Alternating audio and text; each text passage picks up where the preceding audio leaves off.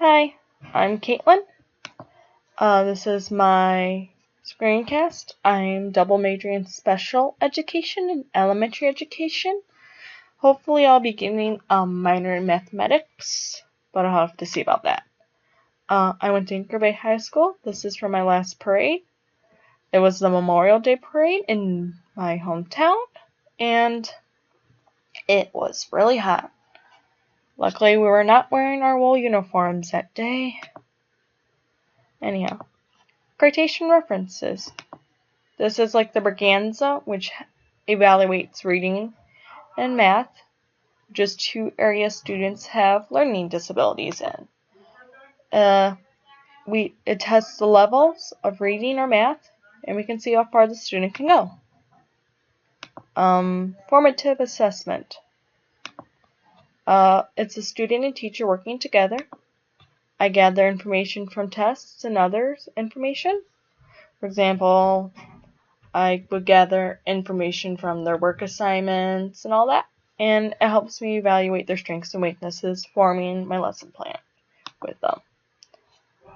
Summative assessment is all that information compiled into one.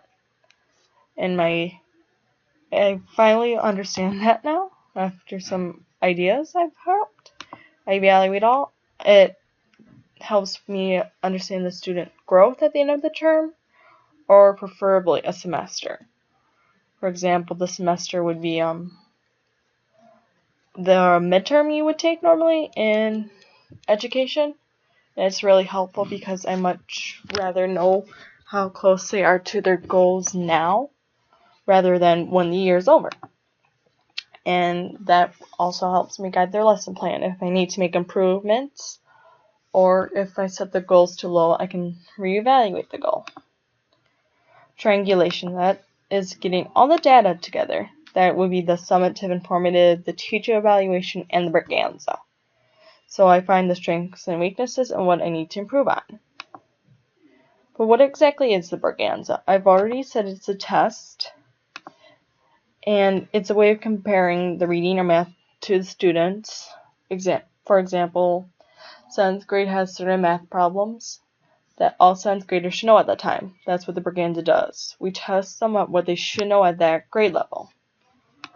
A student has to get an 80% to move on.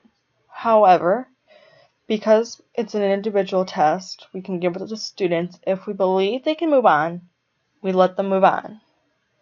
We do not want to stop them if they get one problem wrong, and if they got that one problem right, they could have hit that 80%.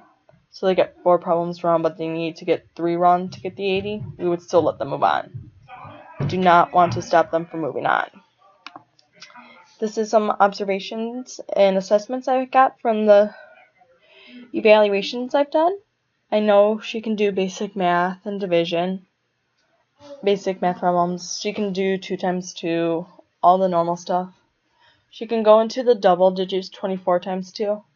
She can do good multiplication. She can add and subtract fractions and decimals.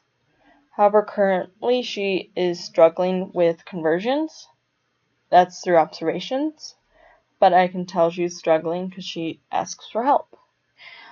She can do the basic math problems without a calculator, but for long division, like 4 divided by 5,000, she needs the calculator. I noticed that when she was doing her Braganza. She's starting to realize she needs help, and I'm more than happy to help her with that. This is a data graph I've made of her. This is how she should be 7th grade. I'm using 7th grade because I think that's where she's at. It might be 8th, I do not know. Her basic math skills were at 4th, then they moved to 5th. And she's currently, compared to other students, 2 grade levels behind. And that's no problem. She's almost there. She's high functioning with a disability. So I believe with help and individual attention, she'll be able to close that gap much quicker. How can I use my results? Well, I know how I can create a better lesson plan because every student has the right to a free and appropriate education. I know what her strengths and weaknesses are, so I'll work more with her on her weaknesses rather than her strengths. Instead of reaffirming how to convert from fractions to decimals to percents, I will help her more with conversions and long division. Help her realize what she struggles with. And it allows her to move at her own pace, which is very important because she needs the least restrictive environment. Moved on without me knowing. So I have 2 lesson plans. I have a video which I worked with my students, which you can click on the link, or you can watch the video where I teach you how to divide, in which I had some problems with. So with the videos, it allows us to have a individual education. I can make videos for the students that need it and hyperlink it to them. Make a link for them. Technology is a part of lesson plans for special education. So my conclusion. I've learned that there is a process in going to a lesson plan so they can have a free and appropriate education and also be in the least restrictive environment. I've always felt like this, but teachers in special education need to know it's more than testing. It relies on the teacher's observations as well. You cannot move the student on without them showing growth. That's wrong. They need the help, so they need to stay. If they need it, they have to stay. You can't just move the student on because you feel like they have to move on to be with friends. That's wrong. Students with learning disabilities or reading problems, like dyslexia, they can easily forget things.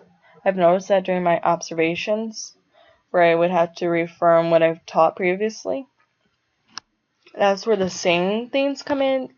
Dividing by fractions is easy as pi, flip the second, and multiply.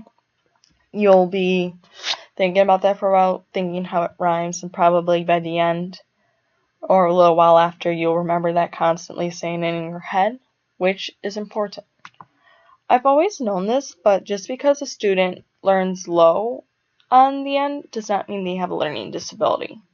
There are language barriers. English is one of the hardest languages to learn. So if someone from Japan or something came to United States or England or any other English-speaking country and tried to do our homework, they might not necessarily do well because of our language barrier. We can't expect someone from another country to learn English like that. It's hard. And it also applies to us when we go to a different country where there's a language barrier.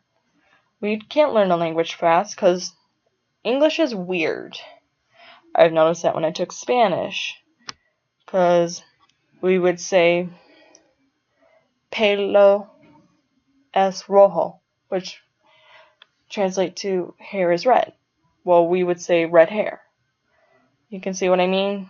Those changes, and there's also masculine and feminine, but I'm not going to go into Spanish more than that. But that also reaffirms just because they have a reading problems does not mean they have a reading disability. I have trouble reading, I have trouble pronouncing words, but I don't have a disability. When I was 3, my tonsils were so big I couldn't speak. So